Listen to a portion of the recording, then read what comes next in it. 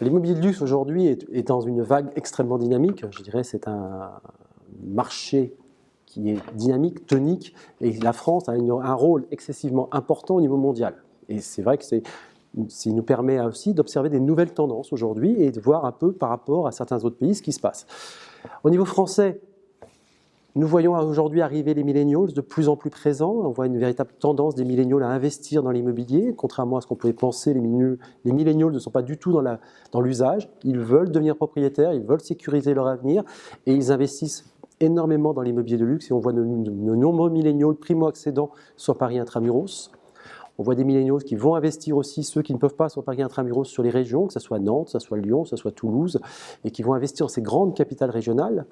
Et c'est une véritable tendance forte. Avec des recherches, évidemment, ils recherchent à utiliser les biens immédiatement. Ils ne sont pas du tout dans le projet de rénover, de faire du bricolage. Ils veulent des biens tout de suite utilisables. Donc ça, c'est une tendance forte de l'immobilier, c'est une tendance qui va s'accentuer parce qu'elle est mondiale, cette tendance. On a aussi aujourd'hui un débat entre France et Angleterre, et c'est un match qui se joue depuis des années, et on voit Paris qui rattrape Londres. On voit vraiment aujourd'hui l'immobilier parisien et l'immobilier anglais qui se tiennent de plus en plus proches. La pente a baissé sur ces dernières années. L'euro s'est apprécié et parallèlement l'immobilier anglais a baissé alors que l'immobilier français a augmenté. Conclusion, si en 2020 Paris augmente de 6% et Londres baisse de 3%, alors Paris deviendra plus cher que Londres. Ce qui serait la première historique au niveau du XXIe siècle. Nous avons une tendance forte aussi avec les Américains. Nous avons les Américains qui aujourd'hui sont très actifs sur le marché de l'immobilier de luxe et particulièrement sur l'immobilier exceptionnel. Et nous avons de nombreux clients qui nous demandent des trophy properties, c'est-à-dire ils veulent acheter la propriété la plus chère. Nous avons eu un client cet été qui cherchait un hôtel particulier à Paris, budget de l'ordre de 40, 50 millions, peu importe. Ce qu'il voulait, c'était la propriété la plus chère à Paris. Un chef d'entreprise qui avait cédé une partie de ses actions. Nous avons un autre client qui cherche sur la Côte d'Azur une maison pied dans l'eau, en France, quel que soit le prix, budget 100 millions, 150 millions, peu importe, il veut la propriété la plus chère.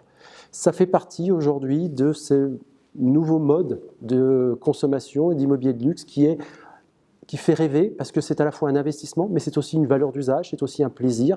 Et aujourd'hui, associer sécurité de ces investissements et plaisir, à part s'acheter une belle montre ou un beau sac à main, je dirais, il n'y a pas d'autres meilleurs investissements que l'immobilier de luxe. Et c'est ça les grandes tendances. Aujourd'hui, les gens veulent des choses tangibles avec une notion de plaisir. Voilà nos tendances pour 2020 et toujours un marché porteur. Et nous voyons aussi de nouveaux territoires de l'immobilier de luxe qui apparaissent en France parce qu'il y a un phénomène de gentrification qui s'étend. Et nous avons vu, par exemple, nous allons prendre deux villes. Nous voyons par exemple La Rochelle qui deviendra et qui est en train de devenir et qui va devenir l'Arcachon de la région un peu plus au nord de l'Atlantique Riviera, Rochelle qui aujourd'hui avec des appartements avec des vues mer qui vont jusqu'à 7 500 € le mètre carré, une ville qui a un dynamisme culturel et très appréciée des Anglais. Et c'est une des nouvelles destinations sur lesquelles nous avons ouvert une agence récemment, car nous voyons une clientèle nouvelle arriver sur une ville comme La Rochelle. De même, Canet-en-Roussillon profite du fort développement de Toulouse. Toulouse était une ville phare en 2019 de l'immobilier de luxe. 2020, Toulouse va continuer sur sa lancée. Les bassins d'emploi sur Toulouse sont de plus en plus importants. La clientèle vient de plus en plus s'installer à Toulouse. Et le Canet-en-Roussillon devient le Deauville à 1 heure de Toulouse, où les Toulousains viennent passer leurs vacances. Et on voit aussi des prix atteindre 7 000, 7 500, 7 700 le mètre carré avec des vues mer. Ce sont des nouveaux territoires, car l'immobilier de luxe est en recherche permanente de nouveaux territoires. Et ça, c'est un des phénomènes importants. Il ne se contente plus au secteur très conservateur que nous connaissions dans le passé.